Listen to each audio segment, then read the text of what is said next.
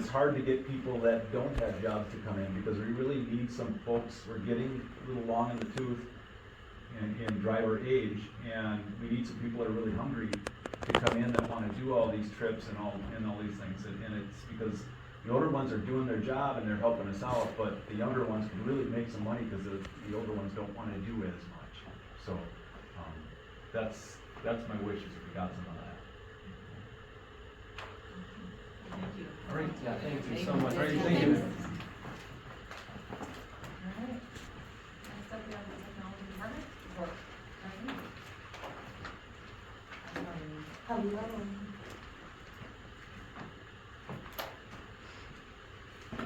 So, our update from technology department is just, showing that there, as we know, throughout the district, there was some cuts. Our department was affected by that. We have molded our roles to, make sure that our end user are not affected by that change. There's been a couple of bumps, but we're working through it together, and working with you all and other team members to make that happen. So, this is just displaying some of the things that, Erica's taken on, as well as myself. As Steve talks about repairing of buses, it's the same for repairing of devices. We don't send anything off-site. Erica took care of every, troubleshooting with that. We did used to send iPads off-site. Luckily that has went down extremely, because Erica's been working on iPads in the library for several years. So it's been exciting to see that we can do more and more in-house and not just send it. Some of the highlights and the excitement that happened in the tech department, this school year, is that we have been working, I work with other school districts to see maybe what they're doing. As Brooke knows, a couple of years ago, I visited, the White Bear Lake School District. We saw like some of the lower grades, the staff members were using Chromebooks. So we were able to implement that in our, 4K through 2 grades, and they were able to, be successful this spring. So I believe we did that during spring break.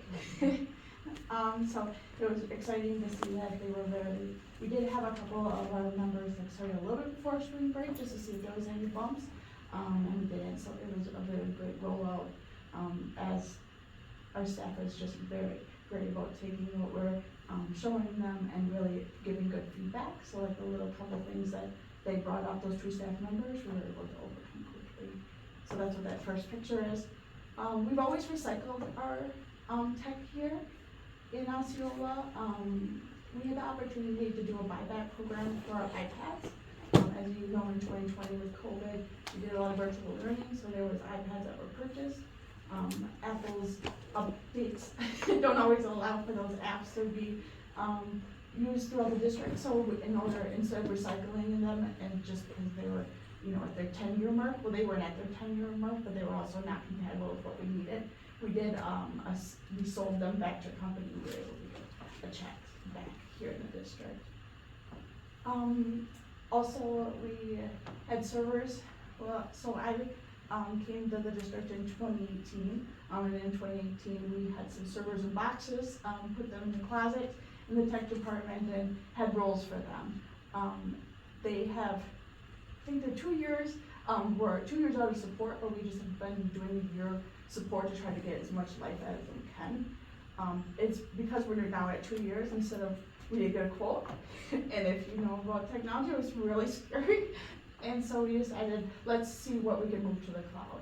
The disadvantage of that is we moved quick, but it also saved the district a lot of money in that fashion, but that's kind of the representation there, is that we did move a lot of things. The closet in the tech department had two racks, we're down to 1 rack, because that's how much is now in the cloud that we did. A lot more work is gonna be happening in the next couple of years or so to have that down. Another reason we did this, the software that holds, was bought out by another company, and it went 3 times the price. So much stuff has been happening that we had to move quick to the cloud, but the greatness is the staff, and you all have been very supportive of us to make that happen in a small amount of time.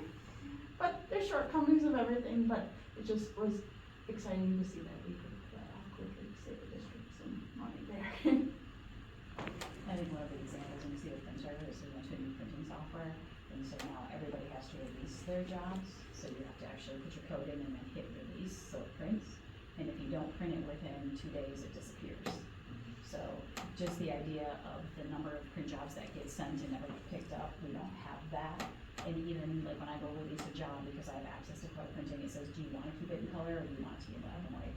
Would you like it to be two-sided? So it's prompting that as you're releasing your job, as opposed to just it's printed in color and you're like, oh, I didn't need it in color. Exactly. Right, so just really positive, of course, right, it's new, so what happens when there's new and there's change? It's like- People love new and change. Yeah, well, and it looks different, and it's not how we've always done it, but there are reasons behind it, and it's really important to just communicate those, and you see the number of print jobs that disappear, it's a lot. And we have those numbers, but because it's so new, hopefully when I see them next year, we can do numbers and share exactly. Just still fresh in a month based on the end of the school year, so a little bit hard to represent. Looking forward to 25-26, we wanna be innovative. What I mean by that is working with other departments as well as the certified staff, support staff, and students to see where else in the district can we be more innovative. Empowering our users. A lot of our users are tech savvy and a lot of them are just not very tech savvy, so really giving them the resources they have, but knowing that I am available for face-to-face, but empowering them that they gives more confidence to try those things, like Becky said, like, yeah, it's different, it looks different when you walk up to the copier, but try, and Carly won't get out of you, she'll come and help if you break it. We're looking forward to August. August and copiers are not friends because of the humidity of the paper.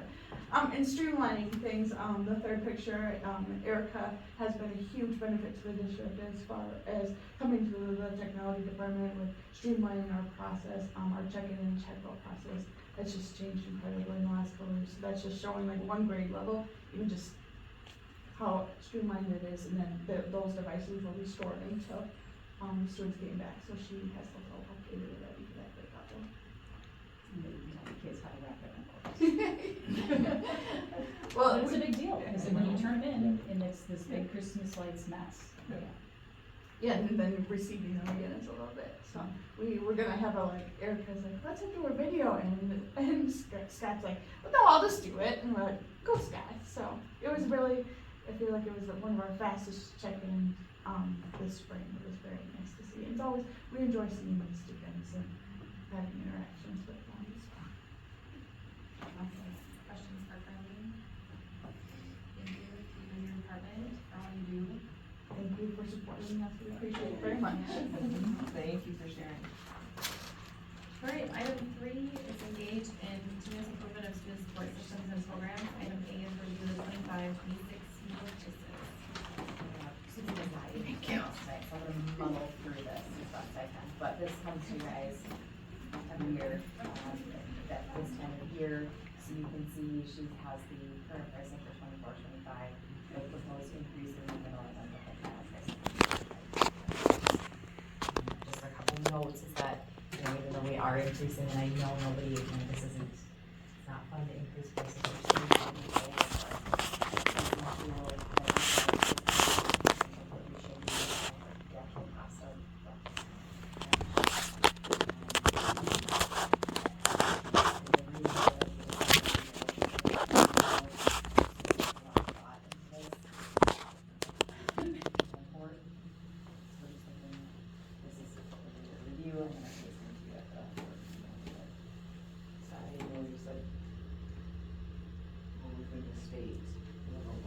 so they call it PLE tool, and it's very simple. It's not really cool when you see it, and then you're required by DPI, but you get to go through it, and you put your numbers in, and then they tell you what you probably should be increasing it by. I'm just curious how we sit compared to like neighboring districts. Of course you do. Amory breakfast is going from 160 to 165, lunch is going from 280 to 310. Adult breakfast is $250 and adult lunch is $450. Baldwin Woodville is 2 times for breakfast, lunch is going from $275 to $295. Adult breakfast is $3 and adult lunch is $465. New Richmond is going from $150 to $2 on breakfast, lunch is going from $3 to $350. no data, and adult breakfast for lunch. Prescott, $2.50 for breakfast, lunch $3.50, $3.75, going from $3.50 to $3.75, adult lunch $3.25. Sorry, adult breakfast $3.25, adult lunch $4.85.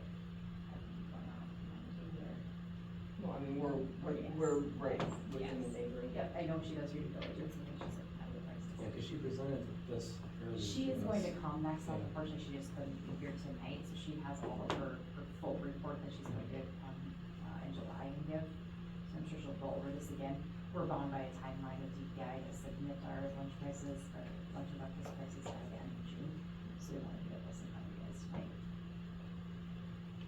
So has the participation, stayed about the same, or has it gone up? I don't have the answer to that, but I know that she's going to bring Do that all of next that week. in July, yes. I might have it in my old notes, cause when she was here last time and she talked about these Yes. changes, she mentioned those numbers and I did write She them down. she does a very good job of giving all of that data, like how many lunches we serve, how many breakfasts we serve, and she does plan on bringing that back. And that's her worry, always to increase prices, you don't wanna lose participation. Exactly. And Well, that's also all a the- factor. Right, and the cost of everything goes up, but if kids don't eat lunch, then, right, it's this cycle, really tough cycle. Right, and we So- don't want her losing money, because then you have to fund it out of jet end money, because food service can't be negative. And we're getting to that point, you know, like, if So- you have a negative and you don't have a fund balance, we're gonna have to start running out of fund 10, so, you know, those are some discussions that we'll probably have to have in terms of budgeting for 25, 26, once we get into that process and once the city plan. I'm curious to know, like what the actual cost is to us for like Oh, an I adult actually guest. You mean the meal cost? Yeah. Lunch meals still cost over $5 to produce. They do. Yeah, $5 to produce. Because remember, that also is tied to ourselves. Yeah. So when we increase the cost of a lunch for an adult, we give all of our substitute teachers. I'm assuming that's all overhead, all labor and everything.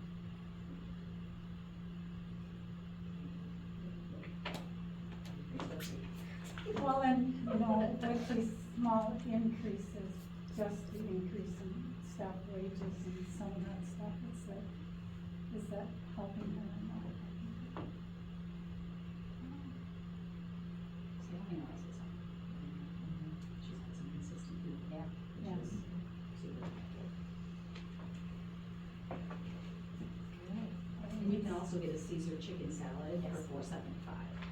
You can't get a chicken Caesar salad for $4.75 anywhere else that I know of. And it's good. And you get extra vegetables if you want, and fruit. So funny, And a because bun. as a staff member, I loved getting all the fruits and vegetables for Yeah. $4.75, and the kids are like, no, I'll Yeah. pass, Yeah. just give me the hot Give me dogs. the pizza, please. Any other questions about meal pricing? Alright, I think it's, item E, which is the 24-25 budget recap. This is the typical revenue and expense report that we would see. You're seeing it through June. Of course, we still have 5 days left, so it's a partial snapshot of June. When we look at revenues first, first thing you'll notice is that we haven't not booked the rest of the taxes. We make that entry after June 30th. But Is that every year? that we book entry, yeah, after June 30th. Yep. Just in case we get mobile home taxes that we get in, and they come in late, and we just got them last week, so in case there's any discrepancy in those. And then we do have some chargebacks that we get that come through. So we like to wait to see how all that shakes down. You can see we booked our open enrollment tuition. There's an entry that we get from DPI that we have to make in June, and that entry has been made. The drugstore without interest. Everything else are little things. We do have some grants that we'll make final claims on, so we'll get those in. Obviously, we want to hit, last year we were at 98.94% of our budget, so we try to get as close as possible. We're at 85, we have that at 100 for revenues. And then if you want to flip to the expenses, again, some stuff that we'll creep through. We have booked, I would say 99.9% of our payroll that has gone through, so we have seen some savings in our payroll. We want final analysis here after June 30th.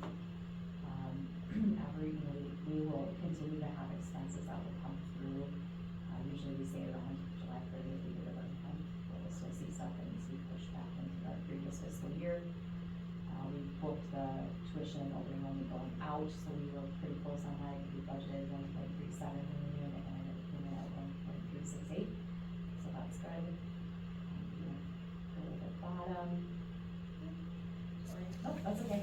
Last year, we were at 98.77% of our budgeted expenses. The lower that number is, the better for us, obviously, so we'd like to keep that, again, right around that amount. One final, the biggest piece that we'll have is that transfer to special ed fund, because special ed is self-balancing. So once we figure out how much we need to transfer, that will be our final entry for the fund. Hopefully it'll come in under that one. The top of page 2, Shannon, we have the payment to WITC district. Looks like we haven't made that payment for this year, so we're only at 1.74% on the year. I'm just wondering, is that usually one, that doesn't stick out the one that usually goes through right at the player? Well, it's up to total for the, Keep going. Oh, right there. Right Right there. 13,000? That could be that isn't necessarily to a WITC district, that could be like, college readiness courses that we're getting billed for, and it could be like coded to a different line. Okay. So part of what happens after June 30th is we take a look at expenses, and then I have to go in and make journal entries if things are coded to the wrong spot. So you could see a line if you go down further where it's maybe over. Yep. And I would say maybe in the 387 line, it could be over. If you wanna go back up again. Payment to state. It's at 247, so it may be embedded in there, cause that is over budget, so it just needs to. And I remember flip down to that Every year next we get a line. couple that go through right at the wire, and Yeah. we'll look taxes I and don't- stuff, but I don't remember this one. so. No, I think there's payment to state and then the payment to WHC, and those are those college readiness courses, so it's a matter of getting the coding correct when they're coming through for payment. And that's just part of that year-end process, but if I were to bet, I would bet it's sitting in that 387 line, and it just needs to be flipped to the next one. And I had to notice too that our fuel for vehicle operation, we're only at 75% Yep. of what we budgeted, which is impressive, cause we're all feeling our gas prices where they are right now, and so. And he did take a little bit of that and made some year purchases for his department and federal drilling machines, so you'll see some, within it's probably supply lines that we have put things in that one, so. Perfect.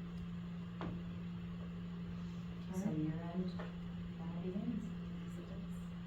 Do we have audit scheduled? Audit is scheduled for August. Yes, 18th through the 22nd. Alright, that's so fast, okay. Item C is, any questions on that, I should say before, sorry. Alright. Item C is preliminary revenue worksheet for 25-26. You guys have 2 handouts, and the one handout is what the actual revenue limit worksheet looks like. We all know that was a very complicated worksheet, so I have summarized it. Let's preface this by saying we are nowhere near a budget at the state level, so this is just giving you a sense of what it would look like if we went as is today. No new revenue allowed, no new revenue with authority granted. This is what it would look like. So we'll just walk through the summary.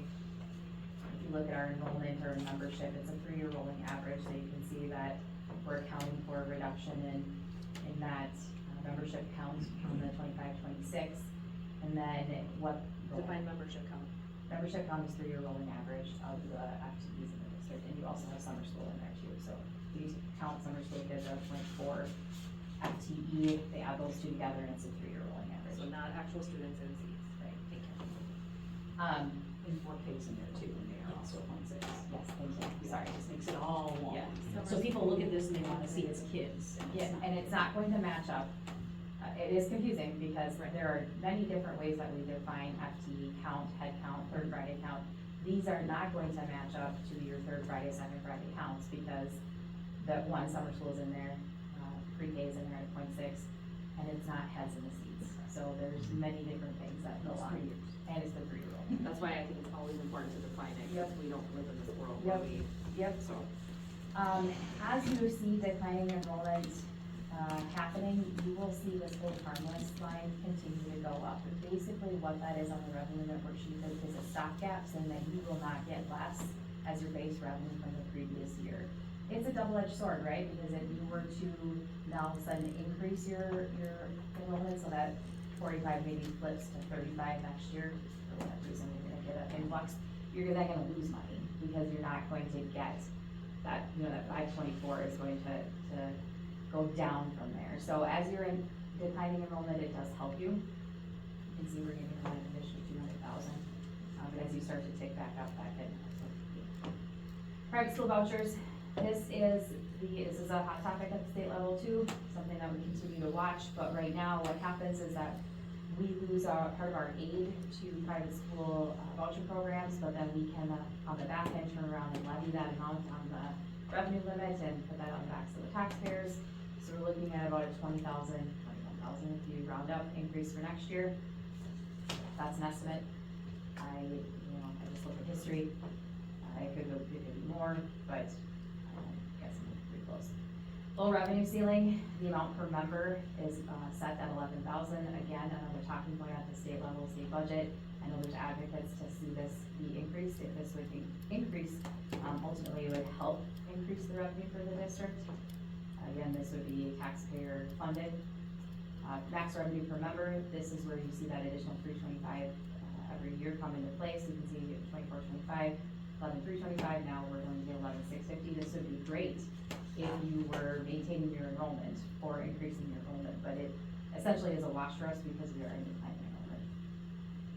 General aid estimate, you're seeing a slight increase. I don't actually really know if I believe this number.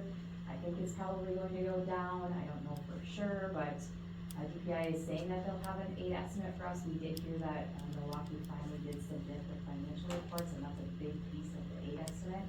So hopefully we will see that actually on July 1st. I'll keep you guys posted. If it fluctuates, it will fluctuate, but I think it doesn't go reverse. Yeah. Total allowable revenue limit, you can see we increased slightly from 24-25, and then referendum approved that. This is where you have the largest difference, basically because in 24-25, the board approved us to make an additional debt payment, and what I put in the worksheet for 25-26 is just what is on the schedule. Community service levy, we have that kept flat, and then overall levy is down about $1 million, but again, that is in direct correlation to that additional amount from the approved debt. And then the big piece that we talk about is that mill rate, so you can see that it's going from 577 to 501. I think it should be main benefits for 25-26. So, looking at this, obviously, there's a couple of different trains of thought with your total levy and then the mill rate. If we were to have to go to operational referendum next year or the following year, and our mill rate goes from 5.77 to 501, what does that do to? Yeah, so not, if we pass an operational referendum, and let's say it's $1.5 million for 3 years, then you're gonna see that spike back up, and that's where there's different opinions on whether you remain flat or you allow it to peak and valley. Train of thought is to remain flat, so that your taxpayers can have kind of some sort of consistency, and I think that's why we have been making those levy payments, to kind of keep it in that range, that flat range. So if we did go down, but then we went to operational, it will go up drastically. Taxpayers would see maybe an Yes. increase in their taxes. Yep, that mill rate. If something was approved. The only other thought I had was, our community services fund, because that covers a lot in our district, and years prior on the board, it was like 75,000, 85,000, and we increased it significantly, or not significantly, but appropriately, I guess I would say, with aquatic center and things like that. That houses aquatics, middle school sports? It's really good, and then just general, SROs in there. SROs in there, middle school sports, kids club, pool, community, general community items. So, Could there be any overlap or usage with the tennis courts project? yeah, so we've had some discussions internally about whether we could utilize that fund for a 1-year increase to cover some potential costs. So if, for example, the board didn't want to make an extra debt payment, but wanted to increase community service, it would fluctuate that mill rate a little bit, but it would be a one-time thing, and then it would come off the next year. So it can be done. There are some rules and regulations, obviously, in funding, what you can and cannot use. Of course, we would always advise auditors and legal counsel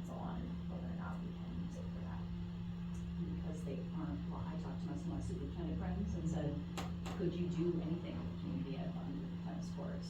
And the questions they asked are, do you want them ever? No, people can use them whenever they want. And how often are they used by your community? And it's whenever the nets are up, that people can access them. So their thoughts, not business managers, were absolutely, not all of it, but a chunk of that could be funded through that. And it's the one-time piece. In the same conversation I had, so that you know, full transparency, is about the turf replacement too, right? Because 146, we aren't putting tons of money in there, because we don't have money to go in there. So is that because the track and the field are for sure used by the community a lot, probably even more than the tennis courts in actuality, just based on location and community interest and different activities you can have there. But if you go pickleball lines on the courts, those for sure. So all things to think about, again, we are in a state of flux or hold pattern, that's not gonna say much of a date in a little bit, but this would be if everything remained the same for this year and that's the date amount, I guess you'd call it pretty much that. So, And also looking at the blue side, when you see that $1 million, that $1 million can't offset the operating deficit that we have. So I think people will see that. Oh, yeah. And that's why we actually give them color coded, different bucket, a different bucket. And the private school vouchers isn't local, right? That's like state? Like, this isn't because of Valley yes, Christian? It is? yep, those are the students at Valley Christian, yep, yep, that's our portion of those students, yep, so we're, yep. So is it at the same,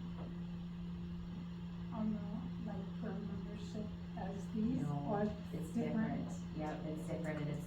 And it doesn't have to be just Valley Christian. No, it's not. No, Yeah, right, yeah, it's yeah, the only yeah. one that's here, Yeah. but, Yeah. It is a If we different one. had students going to St. Anne from our district, would that fall into this bucket too? no, cause Because they're in a not different district, municipality. Yep. It has to be within The district boundaries. boundaries, yes. Vouchers are a choice, so you But take. we only pay for the ones that are in our boundaries, yes, yep. So Somerset's paying for the ones that are at St. Anne's, I don't know, but That gets wonky. So it's our resident kid, and they're in the same ones. is it like enrollment with private schools? They can't take their voucher money with them. It's the kids attached to the kid, but Somerset, it's the, cause we don't count the kid on the student on our, revenue limit worksheet, so it's just tied to the student and where the student goes. So then I could, I mean. Even if they go this is- to out of state, like if they go to a school in Minnesota? I don't know the answer to that, I don't know the answer to So crossing state lines. So theoretically, if, Bennett went to St. Anne's, it's in a different municipality, they would report it on theirs? It's not, they don't report anything, it's just coming from the state, the It's- right, state gives so you that number. The funding for his education would come from the state, I think, right? Well, the voucher piece would. Right. Yes, and so this is I don't know all this. That's- answer, no, obviously, that's- but my guess is that St. Anne provides a count. Yeah. To the state, and they don't care where those kids come from, because it's just about the kid. Correct. And then the state State. gives them the money Via the via our Somerset. general aid, and then, or Somerset's general aid, and then they back it up Got it. with their tax. Again, I'm not saying that that is correct, we can do a little bit more research on that, but It's a complicated, Yes, it's not an it's very easy topic. complicated, yeah. When especially because they don't tell us who the kids are. right, you don't have, you can't even find out if they're high school kids or K-8 kids, like they won't even give you that information, so it's very hard to pinpoint. I had a colleague in another district who could identify that it was one student, but just based off the number, the amount, the dollar amount, but when talking to PI, they wouldn't tell that person if it was a high school student or a K-8 student, because they were trying to find the student, like, we don't know where, like, we just wanna know who the kid is, but we don't know.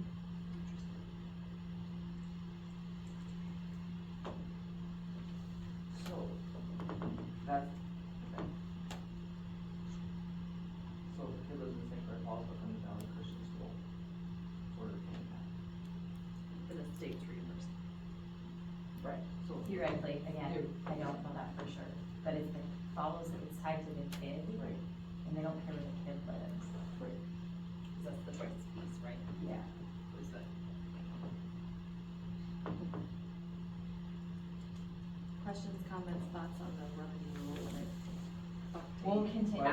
to go look at. We will bring back updates as fast as we can get them. Okay. Alright, item D, review the 25-26 Franconia School District contract for instruction. They had their board meeting last night at 7, so we had in here. The 3 board members signed it and would love to participate. Their anticipated number is 25 students. Is that really, list or?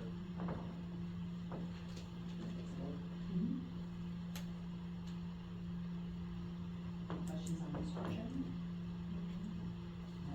The next one.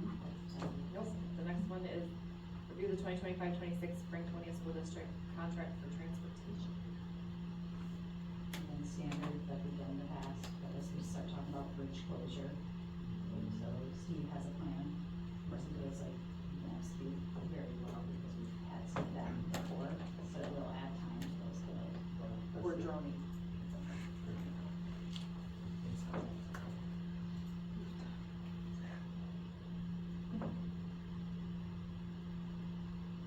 Did Franconia say how many kids are actually in your school district? Do you know? Because I know a lot of Renewals, Osceola, Forrest, and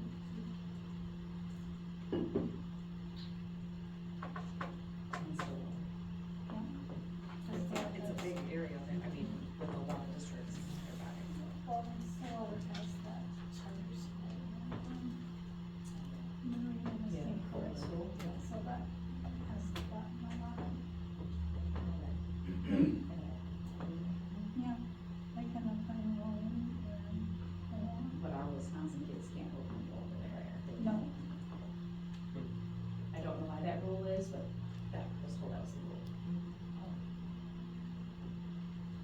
Alright. well, otherwise they have to pay tuition. And they pay It does, but tuition. it doesn't the other direction.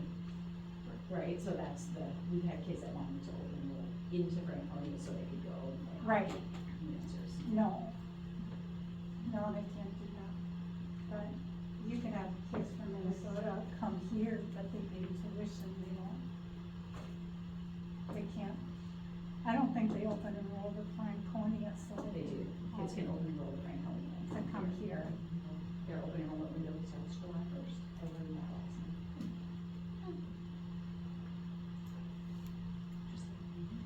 So,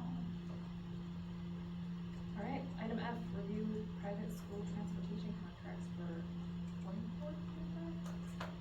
Yeah, so we'll be paying them now. Okay, Yep, so we'll pay them again. that question was the dates, I was going 24, 25? Or is my part-time? Yeah, okay. Yeah, in the fall, you get a preview, so you did see this preview in the fall, and then you get the finalized number now, and so then we can go ahead and pay these out. Pretty flat for last year. In dollar amounts. We're looking a little bit more into this too, we have some questions about this, so, Michelle and I can start digging into this a little bit today. We're not rabbit hole, but.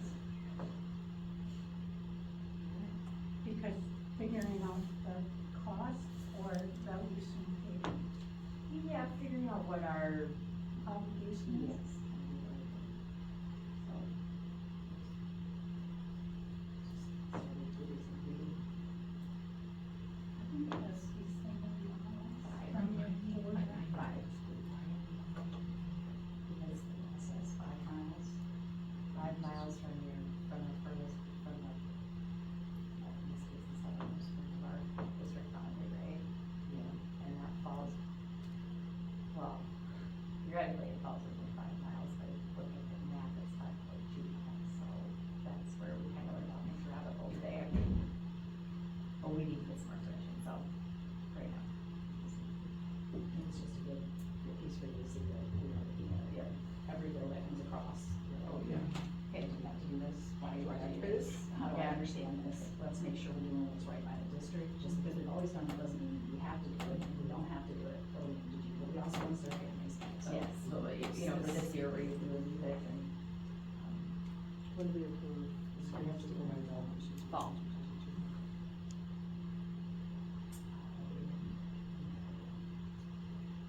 So What did you say? these are, Are you questioning why do we have to pay this? Do we have to pay Valley Christian School transportation or what? we transport those kids on our buses. I don't know, so I'm asking. They have their own bus, I think. Uh, Does Valley, St. Anne's? or no, St. Anne's transport is through themselves. Somerset. Yeah. So these, the portion of these people that are on that, the school has to be within 5 miles of the southernmost point of the district for them to go there, and then we can create a parent contract with them. We can transport them, like we can say. Right, Yes, yes, that I is an understand that. option, yeah, like to say that we're going to use our buses to transport Yeah. them. I'm We guessing looked there was at a that. conversation Yes, then we with looked at that this. before, and the cost was. I recall Was that. more than this, so then therefore you Right. created Yes. parent contracts, and Correct. that's how this came into play. Correct. So, I was just questioning how it's different than Valley Christian School, but Valley Christian is with, in our the district. district, so. yeah, that might be, Okay. So do they still bring them here and then get one bus down to St. Anne's? no loss of the same. Oh, These your are parent buses. contracts that we pay out. Yep. Oh, no, Years I ago, fell down. years Yeah. That's, cause I went there pre-K to, 5th grade and it wasn't even at that point, but I had older cousins that were just there, that were probably 7-8 years older than me, so it's been quite a When I So was then, young. so then you It's had like to in have, fourth grade, kids were being picked up on the side of the elementary school. And shoved on it. Yeah. right, because then you have to have the same calendar. Yes. The same- Yes, Yeah. their calendar is identical to Somerset's, minus they have a little bit more time off because there's religious holidays, but other than that, if Somerset calls a snow day, they have to, and vice versa, so. Somewhere to come, so you're saying. Stay tuned. Could be better. Alright, item G is school farm forest update, account update. Just wanted to provide you guys with a little bit of an update since the board made that decision in August to move that money, so we have put it into that interest-bearing account. You can see the current interest rate is 4.38%. Total earned this year is a little over 10,000. We have another scheduled interest payment coming in mid-July, which will be about $44,850. So you can see it's growing quite nicely. And we'll just add this to the document that we have going, that's out on our budget and finance page, so people can see that. And I think it's just super important to note that, right, the ag department and the high school leadership working together in conjunction to talk about their vision, and then they will bring it forward to the board, because, right, it's super clear that that money has been earmarked for the ag department, and money's not spent without board approval. Are they talking? Well, we hired a new ag person last year, so they need some time to get their feet on the ground, and they wanna have vision. It's not about buying stuff, it's about doing what's right. And I think there's a misnomer out there that, oh, we want a greenhouse. Well, the ag teacher needs to want the greenhouse in order for the greenhouse to come into fruition, because she's one of those people who's about impact for students. And it's, She's been doing great. Like, I would say, Addie, what do you think? Yeah, right here, here we go. That's right. like, it's been so impressive. Yeah, she told us that she's either gonna be bottling around or she cut open up. We'll see. Spoken like a true ag teacher. She's having- pregnant, Oh, she's it's due like- the weekend of the Osceola. Yeah, So she said she's either gonna be waddling around or be cut open at that point. yeah, okay. Farm people are real. Say it like. She's like, yeah, you guys are getting her on that weekend. Never, there's that alumni group, that's Yeah, amazing. we won't deny it. It's impressive. Well, thank you for this, transparency. Yeah, I like that. Yep, keeping it up there, I appreciate that. Item 4, aligning and developing our facilities to best meet educational safety and security goals. Item A is first reading policy 2271.01, 2416, 2440.01, 2464, 3281, 5113, and 8120. I want to start with saying that usually you get this list of why the policies were changed, and I didn't give that to you, so for that, I'm sorry. So usually, right, there's a spreadsheet, so I can go through any that you have questions about, or I can explain to you, like, an example is the, third policy in that list, 2440.01, summer interim school attendance, that's a brand new policy, we've never had it before. So, Can we touch on that? yeah. So, Yeah. Where is this coming from, or what is this, why? They're saying because the DPI wants us to have this policy. So that's what Neola is saying, that they're saying that it goes to interim days, it goes to giving high school credit, so this is the recommended policy. And Does this only apply to high school, to high yes, because school it's credit or earned. remedial, or, I know they do that finance class, It's for all high schools, so it's how they earn credit at the high school. so if they're taking a class in the summer and earning credit, their attendance falls Yeah. here. And Neola said the adoption of this policy is recommended. I didn't understand that it was just high school credit earners when I read it. Yeah, because it talks about credit, so it's not about enrichment, it's Gotcha, just about okay. credit. Do you wanna go through each one, or do you wanna just touch on it, or just? I have a couple of questions, one, Just knew why. Okay, so 2271, Start College Now. The law requires that we say that we as a district will be paying fees and books. So that's, if you scroll down, Tricia, that's the big ad. so. So if we enforce the thing, if we have a student that's failing, that they reimburse the district? We do that. Yep, we do that for ECCP and for Start College Now. Do we always get it? No. But do we sometimes? Absolutely. Yep. Could you please scroll on? Lately, there aren't very many Come on down. that most of the kids are successful. There are very few. But it is difficult. It's interesting too, that Start College Now is like through Northwood Tech, but you can't start there until you're in 10th grade. But ECCP, you can start in 8th grade. So it can be challenging for kiddos who are in 8th and 9th grade to take college content, and for some it's not. Right. But again, there also, I don't know if you noticed, you can't have any parameters of who can and can't take these classes. Because you never know who's gonna be successful, and I see where they're coming from. Someone will need education, Absolutely, 100%. or people just thought, how much it ever, and it's great. So you get to go take an EMT class because you have a passion for it, but you struggle in high school, that's a really great opportunity. That was 2271.01. Yep. 2416. 2416, again, this policy is updated to improve the arrangement of the policy and also, to make sure that it's user-friendly and up-to-date. So this is one truly, and we've seen districts get themselves in trouble with this, where you're giving surveys, and it was great because we sat down as an admin team and said, you need to understand, this is your teachers in class as well. If they're surveying, talking about religion, or if they're talking about parent beliefs, or if they're putting out a survey that says, check this box to see what your political affiliation is, that's not appropriate for school. So I know high schools for sure are gonna put that into their start with staff. So it's been positive to sit down and, is it any of our favorite thing to do, to sit down in a meeting, go through policy together? They're super pumped when I say it's policy day, but it's super great for us all to have the very real conversation. So again, this goes back to like the youth behavior risk survey, that you have a copy available for people to see. When we did the Savers at 7th grade for mental health, parents get a copy of the question. So we're not trying to hide anything, it's just being very, very clear that people get to, and that they should be informed. And when you see the actual changes, it is really the order, like they cross stuff up at the Yeah. beginning and then they just moved it to the bottom. So 2440.01 we touched on. Anything else with that one? What was the name of that? That was The summer interim, Do we summer have school to take one attendance. again? No, we're just taking the one students enrolled in summer school are expected to attend all class periods, is what the admin suggested. Again, you guys get to make that decision. 2464.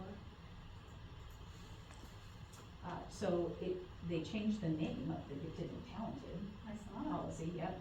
And if you looked at our old policy, it was like simply one paragraph. which was interesting. So I actually sat down with Ruth, Rodeo, who's our gifted and talented coordinator, and we walked through this together.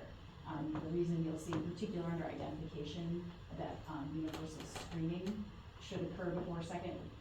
We don't want another universal screener. However, Ruth has identified a screener that we will use for those parents that tap us on the shoulder that say, hey, I'm pretty sure my kid has something going on, you will have something, as opposed to we only have our academic assessments. So not sure what the cost of that would be, so will it be an increased cost? Yes. It's generally less than 10 students a year that parents, and like this year was one, the year before was one.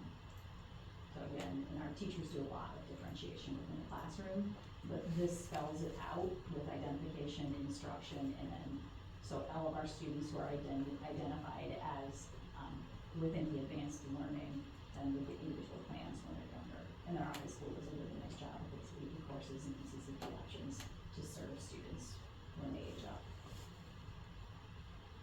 I was surprised that it could be as young as like kindergarten. And, yeah, I guess I didn't think that they identified kids then. would you wanna know it, Jan? In my career, we never did until last year.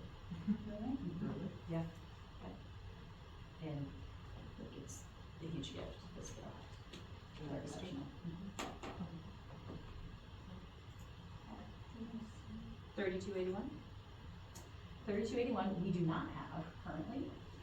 Brought this to the team, and the language was added to authorizing admin to require a removal of inappropriate personal policy, so that's what Neola added, but we didn't have it.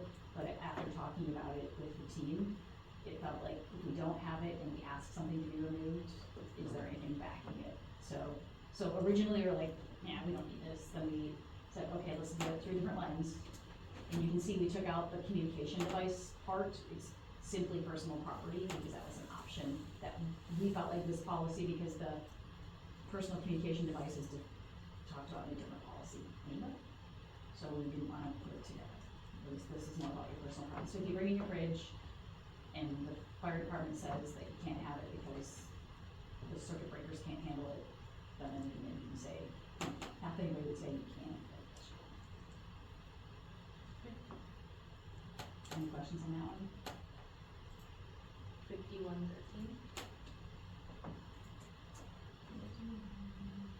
Oh, 5113, so open enrollment, this one was revised only in a small space, but we have to have verbiage regarding the requirement of special education students' IEPs to determine those space. So this is an add, in particular when you have situations where people are contesting decisions you're making, if you don't have this in your policy, DPI will then say, you didn't have it in your policy, so you didn't follow it.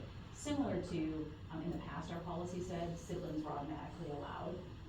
That's not in our policy anymore, and actually that's good, because if you go through a situation where you had to refer someone out of your district because of increased minutes, if you have that, they say you're being favored. Right. And even, it's hard, but when you see in our policy, it says you aren't guaranteed enrollment. There isn't anybody who's guaranteed enrollment, except for our current kiddos that have been continuously enrolled. So if you've been enrolled here and leave for a year and want to open enroll back, you aren't guaranteed as well. And we don't do any kind of random selection, wait lists, pieces. You have to be in that role. Well, and was there something in here that they could be approved, but then if there isn't room in special ed, they can be denied later? Does that mean? I don't know if that's in here, but that's actually the law. I don't know if it's in there. Then they have to return to the resident district if they qualify while they're open enrolled here, or if for some reason they're open enrolled here, and I don't know why at this point, because we've had open enrolled closed, but let's say perhaps they are, and then their service minutes dramatically increased, then they have to go back to resident district. My understanding from talking to DPI was you don't want all of these things spelled out in your policy because the law hasn't been it already. And if the law changes, you don't have to go back and make sure your policy. But if you had a student, because other family members were open and enrolled, you would just approve them automatically Correct. if they had a Yes. number of students. Yes, yeah, so if you had a family of three, and all students were here, and one student qualified with a learning disability in third grade, and we were full in special ed in third grade, that third grader would be referred back to the other two per stay, For the state. which would be really hard for everyone. Right, and you wouldn't have, so if you had a special ed student open enroll, would you necessarily take them or not? We wouldn't based on our space that we determined in January, we would say, no, No. we deny due to But if we space. didn't have space, But if it's a regular ed student and we discover that's something, something, we would keep them or refer them back? they would generally, depending on the disability and the space at that moment in time. Because you can't charge the special ed cost back to the Not like resident the old district days. anymore? It's not, it works out like the old days. Yeah. So it protects essentially us to have that conversation if they go in regular ed and then they get, Identified, then we can have that conversation of, do we refer back or do we allow them to continue? This is in the real space, and if we have 4 kids leave, or superintendents, in that situation, Net grade. in that grade, but our policy says if they've been enrolled continuously, then they get to stay. Right, so then the next year you aren't saying, oh, you need to leave, because if we, unless their service minutes increased, right? So, yeah, and it's really hard to talk to these families that we really care about. right, And say, I'm sorry. And then you don't ever wanna say, well, if you just move here, you get to stay here, because we want a lot of help, you know what I mean, it's just a complicated different piece. being a resident versus a non-resident. Yeah, it feels very uncomfortable. 8120. Comes in special ed cost. Well, interesting, we didn't have a volunteer policy on our, books. And we think that that's because it's in our handbook, but that doesn't give people from the community access to it. So we thought this was a good idea to take it, it matches what we have in our volunteer. And the nice part, the reason they updated it is because they added, the online software intake systems, so that everybody knows that if you are going to be volunteering in our system, you will be going through that background check process. Questions on that? We can come back for our second reading. So 621, we've got, 2 more items to get through. Item B is review property and liability insurance renewals for 25-26. And something you guys see comes before you each year, so. Sorry, I'll get there. Okay. EMC has provided great documentation on what our 24-25 premiums are and what we're looking at for the increase for 25-26.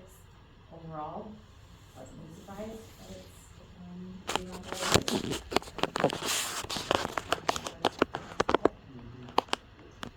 So actually happy with that.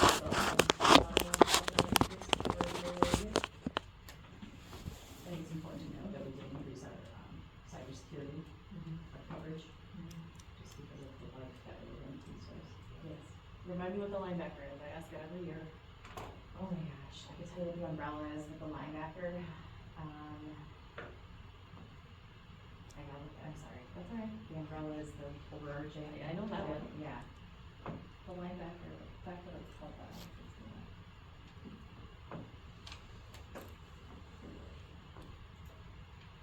Work comp. We'd like to see that work comp get back down under a 1. And so when we get over a 1, it gets, you can see your work comp. I believe if you scroll back up, you can see that that is probably one of the larger increases that we have. So we had some conversations on what we can do to, yeah, it's like $10,000 increase. So some conversations on what we can do there. The interesting piece is it's 2 big claims. Yeah. So it's I was not just a gonna bunch of ask little that. injuries, Yeah. it's 2 Yeah. big giant claims, so when one of them rolls off, it'll, because we're not gonna have any other big claims, it will then appear that we've had, Guaranteed. yeah, we've made some really great drastic improvement, when in fact, that's not actually what happened, it's just 2 very big claims. Linebacker insurance is a type of service line protection that offers cost for repairing underground water, wastewater pipes, and in-home plumbing. I think this is what it is actually. Errors and omissions insurance which protects businesses and individuals from liabilities arising from errors, mistakes, and negligence and as professional services.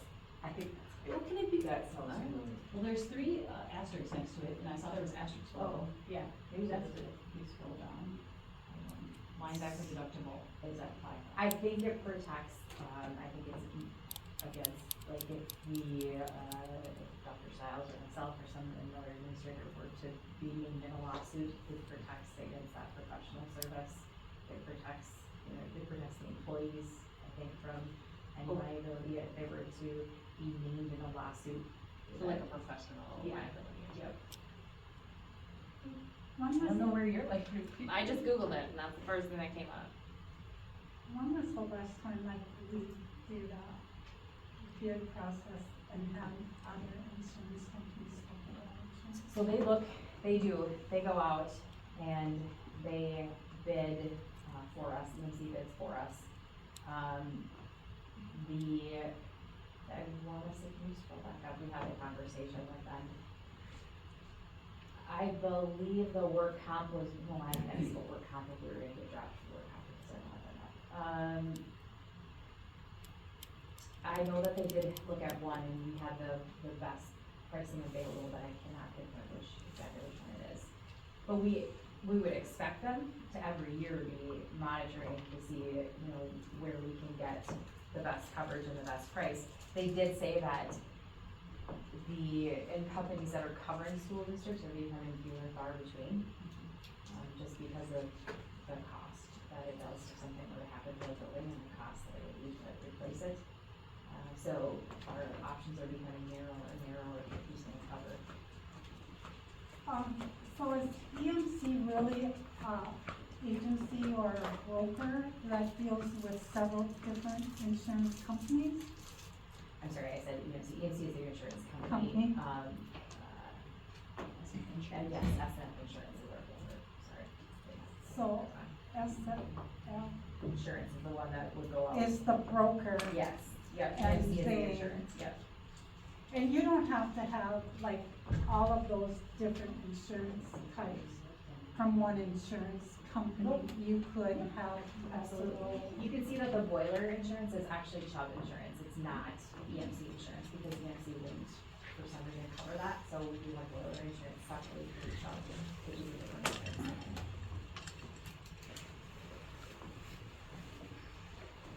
And the work comp is one that has changed carriers quite a bit, and where you get dropped from one, picked up by another, so that won't necessarily mean that you'll see a lot of different carriers that take that.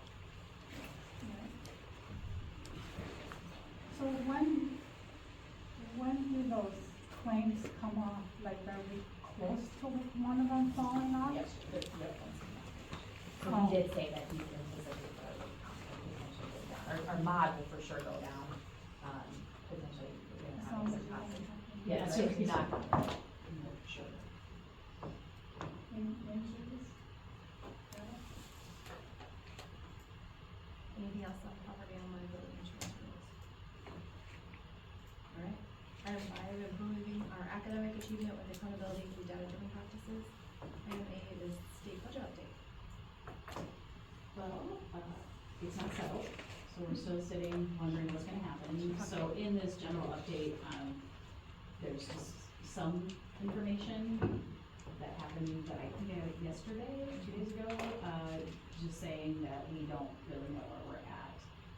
Did think it was important to share that Shannon and I did share a letter, with, representatives and also, the governor, and said, hey, special ed, super important funding for us, we really need that. And what was beautiful is that all the representatives and the senator responded. And one of the representatives actually, talked about using our, special ed math sheet as talking points when he went into caucus. And then, texted and said it was really helpful, thank you. I think we're getting closer, I don't think we'll get to 60, but we'll be able to. So that is super valuable to have relationships like that, and also, right, they wanna know, and they want it in simple terms, and so it was super helpful to be able to do that. Your advocacy matters. Right, so if you can scroll down, Tricia, please, thank you. So that's who the letters went to, and I, linked the letter, and so can you link in the letter and then link to the special ed document, because I think that that's, so in this sheet, you can see there's all the letters to all of them, like, Representative Tucker actually knew we were at the joint finance, so I referenced that, if you click on that one. So this is what, Representative Tucker took into this meeting, so our current reality, what was proposed at that moment in time, right, by joint, finance committee, and then what the advocate for 60%. So if you scroll down, you can see what the different amounts of money would do for Osceola School District. And then, because the other conversation that's happening is, well, we're gonna fund high-cost special ed, which when you hear that, you're like, oh, that's a really great idea. We don't have any students that fit that bill, so that wouldn't be something that would benefit us. And based on the research that we did, it's likely to be about 3% of the districts that would benefit from that. 3%. Yeah, so, but again. Milwaukee, after I was thinking Right, Green Bay, Mass. Right, but when you hear it, you're like, oh, you did this, and they talked about a significant amount of money going there, right? Because it's easier to direct it there, it's less money to direct it there, and it still feels like we're doing something for special ed, which we are for some districts. So to be sitting here at this time of the year and still not know is uncomfortable. Who knows what's gonna happen? But we sit and listen to these capital chats from different groups, and Even from Friday to Monday, I mean, on Friday, it sounded like they were still working together, they were still talking, they were gonna meet again, and then I think it was Monday, when you sent that, right?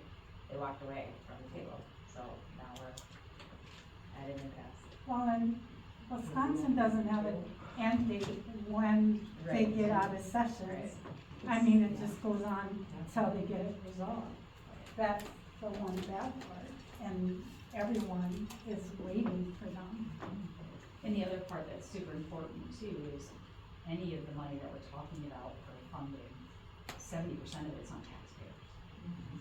So, right, so that's another hard moment in time, because then if we don't get what we need and we're considering going to ask taxpayers and they're already taking an increase, it's just very uncomfortable and unsettling when you also look at kids' eyes and want experiences. And then a lot of people think it's from poor budget management on our end, when in reality, it's years and years of us not getting the funds that we've been promised over the years. It's, and obviously declining enrollment doesn't help, but that wouldn't be as big of a factor if the government gave us money that we were supposed to be getting in the first place. Well, and declining, and we've been responsible. And when you say in the last 2 years, we've reduced 27 FTE in this district, it's a lot of people. Yeah. Which we know that's our business, right? We're gonna be spending the most money in people because we're in a people business. So it's not my favorite thing to talk about, but it's a reality we all need to talk about, and advocating like to get responses from all of them that were genuinely like, we wanna do what's right. One of them actually added, I didn't have anything in mental health, he's like, but I'm really focused on mental health too. So it was just, yeah. So I feel like the people who were sitting there are trying to do what they can, and they also are much like us. They gotta look at all the priorities and make decisions, so we'll just keep trying. Now that I have cell phone numbers, watch out, friends. Right. Random things. Alright. Sit and wait. Item 6, improving our instructional strategies supporting student learning. Item A is review school district calendars 25, 26, and 26, 27. Well, in front of you, you have a calendar update summary. So general updates that we're proposing. Again, this is a preview for you, so we can talk about it and we can come back to it in July. But is changing parent-teacher conferences to being parent-teacher connections, to better capture the variety of meaningful ways that we work in this district.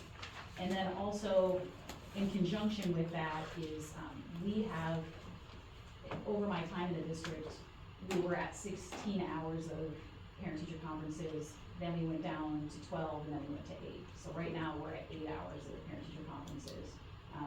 The leadership team, in conjunction with staff, are asking to, let's increase that amount of time. So we're saying going from 8 this past year to 12 next year, to in the next calendar to 16. So essentially going back to where we've been.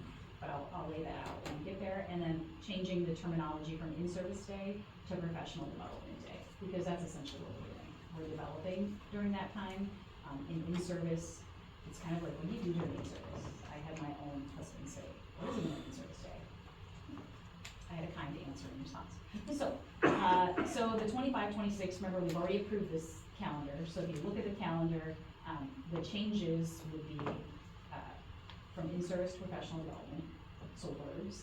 And then if you go to the bottom, so how would we get that additional 4 hours for parent-teacher conferences? On the last day of school, you can see it's a half day on June 3rd. So that would be a half day. And then the 4th would also be a half day. So we would add in, so we would have 12 hours. Instead of it being a full in-service day, because remember, our professional development and parent-teacher conferences count the same as far as hours for teachers. So they would be working the same number of hours. It would just be, instead of professional development, a day and a half at the end of the year, they would have a full day, essentially 2 half days, and we would increase parent-teacher conference. But you're not doing parent-teacher connection time on June 4th. Correct. That would be during the year. Okay. So are they feeling because they're not reaching all the parents that they really need the extra time? Is that? There's, in particular, an example would be at the middle school. If you're a parent of a middle school student who has 5 different teachers, you get 5 minutes with each teacher.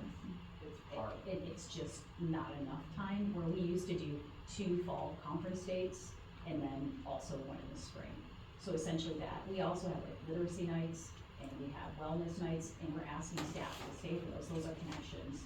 The high school is talking about academic and career planning, to have parents come in and then be able to sit down with people. So not just talking about your child, how they're doing in class, but can we help you plan the future? Or what do you need to know as a sophomore parent, a junior parent, and a senior parent? So it gives us that more flexibility. So please know, like, staff voice has been, we need more time, and that's kind of as far as we've gotten. So until we actually get more time, we have a structure. The other thing is, even during COVID time, we did parent-teacher connections by phone instead of we're gonna be calling. That also gives flexibility for coaches, so they aren't canceling practices or having a 6 a.m. practice. They can call from 5 to 7:30, right? And it also allows us as leaders in the district to say, we have this level of expectation for parent connection, and you have time in your schedule to do that as well. Because, to be honest, we have a lot of parents that both work, so to get on the phone during the day is a difficult time. And an email, like y'all know, that's super impersonal, and you don't know the tone that it's coming across, and you don't problem solve in an email usually. A lot of times ends up being that. So that was one piece. Can I ask a question for you? Absolutely. On this notice, how was it currently? Was it currently that it would be a half day as a last day for students in the 3rd? Yes. So the approved calendar that we have is exactly what you see there, with the exception of a half day on the 4th. For staff? Correct. That was supposed to be a full day. So those 4 hours would move into parent connection time. Remember, I've been staring at how many days, yep. Exactly, Yep. yeah.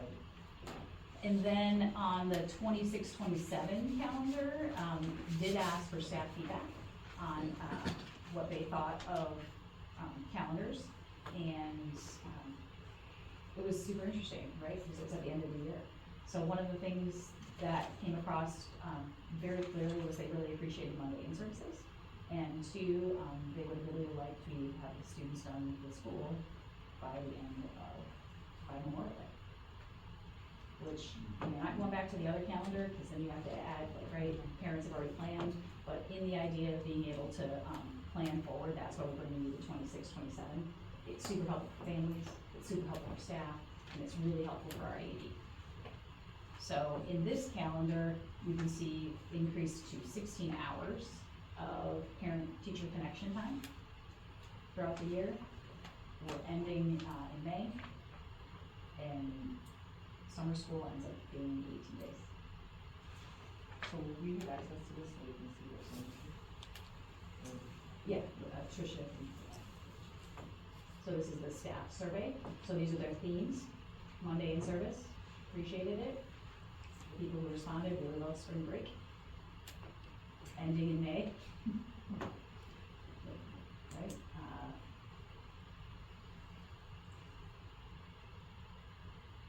so the admin team sat down with these as we created these. I just thought it'd be helpful for you to see.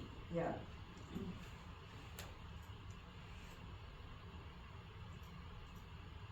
I was wondering where you got days back, like in 25, like Christmas break is 2 weeks long, but in those 26, 27, it's not that long. And So also, then you got days back, it's like, how'd you get your days back? the other day, did you see spring break is over Easter? That's Mhm. something we, So that is, That's not needed. that's, it's a game changer. Yeah, it's a game changer. So, Because you haven't days to got that. and you'll see in the survey, like, some people are like, well, increase the daytime, so we have less days, like a neighboring district. And I'm just like, well, we're not doing, we already have this calendar set, our parents and families used it. But as we moved forward, because of the way the calendar rolled forward, we can finish and keep our start and end times, still have snow day days built in and be able to do that. So when? I like that second one. it's the 31st. The kids would finish on the 20th. Yeah, and the 28th is a full day. And, I'm so sorry, but a former student, isn't gonna be okay with the last day of school being a full day. And when we talked about it as an admin team, and we went through all the other options, we're like, okay, the request was, if we can get done here, that's what we wanna do. There's no point to Tuesday. A half day 0 Tuesday, point yeah. to Tuesday. So my only question, I think this laid out beautifully, and your rhyme and reason all makes sense. My only question is June 2nd, 3rd, and 4th. They're just kind of nothing days. are you talking about 25? 27. 27. This is the first time we've talked about it. This is the first time I see I just wanna make sure I wasn't. It's pretty similar to this year, we had 3-day A break in the day. and I wouldn't say it was a break, it would be set up for summer school, and it also gives us, if we have to do a makeup day, we give us some room. I do But we remember can- we Washington can. DC trip. Well, we used to not have any days between Yeah. summer school. Well, and I remember, we've had these conversations before, and I remember that going from regular to summer school the next day is very hard for staff, and I acknowledge that, but, I wonder, looking at, 25, 26, we kinda have similar, we have a half day on the 3rd, and then, staff development on the 4th, and so then the only day that's, a down day or, I don't wanna, just a day, is June 5th. So that's why, but snow days is a huge factor, because when we don't plan for those, we'll need them, so. So if you started summer school right away, then now you're moving summer school days, and that sounds like a fiasco as well. May 28th to June. And it's It is, and that was heard very clearly in the survey. So just wanted you to see it, if you have questions about it or suggestions, and again, the staff has not reacted, it was funny, I put a picture in and said, here's your survey, and the person said, I can't read it yet, cause it's a picture of not our calendar, cause I wanna develop a calendar based on what you want, not on something, cause I thought I knew, but you don't know what you don't know until people ask. And like someone said, hey, could I use some professional development at the end of the year to be a tutor to like have this whole big master plan? Probably not that, but can we talk about what you're talking about? So it was good to ask staff and get feedback as well. Okay. Do you have other questions that come up, cause I know time is tight? Okay. Item B is review staff handbook for 25, 26 update. So just like just like we review policies, it's always good for us to take a look at our handbook. So we took a hard look this year, we dove deep into it, throughout the majority of the year, so you'll see that what we're asking for in 25, 26, we've broken it down to, we have some key additions that have been added. I'm gonna scroll down, Trish. Keep going, and then, the policy refinements and clarifications, so some wording that needed to be changed, and then finally what we have either removed or condensed out of that handbook. So we'll bring it back to you in July for final approval. If anybody would like to have the handbook in its entirety reviewed, we certainly can get that for you. So is this for 24-25? No, that is a typo, I apologize. So this We is- made the changes in 24-25 to be applied in 25. So this is, okay. Yeah. And I think it's important to talk about, for removed and condensed, the payout, for unused personal days. Is something that I'd love to talk to you about in the idea that, this came into play during COVID. We had a pretty significant payout, and then we changed how much we pay substitute teachers, so then people thought maybe they should be getting the 185. What I would like to entertain is, putting together something about an incentive for attendance. So if you don't miss more than 2 days, you get a something. Because I would like people to be able to use their personal days and not have to be conflicted about personal and sick, because that's how we have it right now, right? We have 10 sick days, 2 personal days, and then we pay out for personal. So you could take a sick, and I just don't want to, it's just messy. That's what I want people to, right, try to hold on to their personal days and maybe take a sick day when it's really should be a personal day. And, we budget over $250,000 just for teacher subs. So if we could do something to incentivize attendance, but also honor the fact that, yes, please take your personal time, like, this is yours. So so I'm not saying perfect attendance, and if you get sick, you're sick.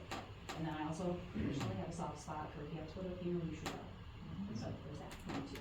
So, but again, that is something that as a team, we can dig into in July if you're interested. If you wanna just keep the payout for personal days as it is at 130, what it's been for the last 2 years, we can do that as well.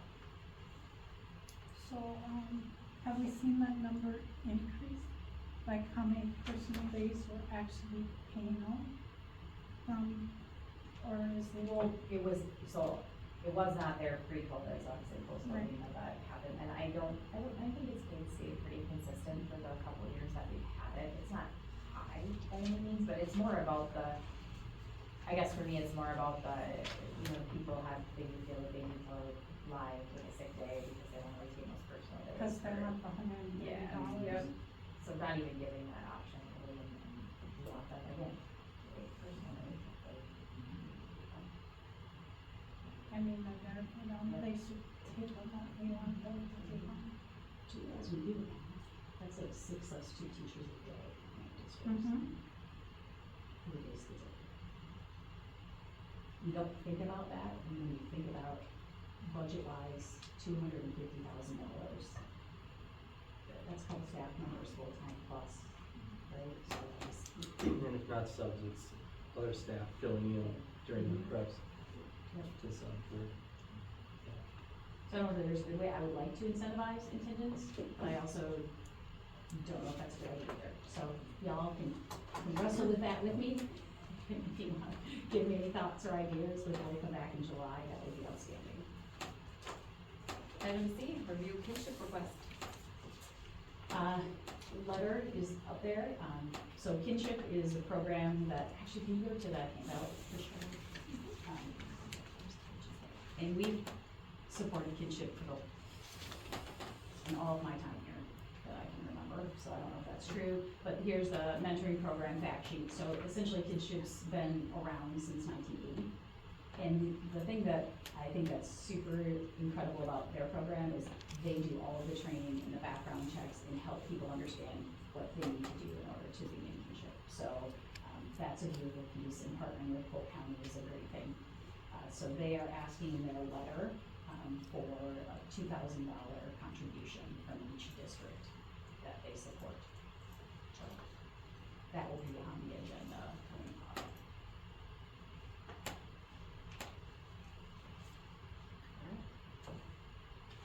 Questions, comments? Yes. Is money around the same picture. Alright, well, let's, take a break here between committee and regular meeting, we'll start at 7 o'clock on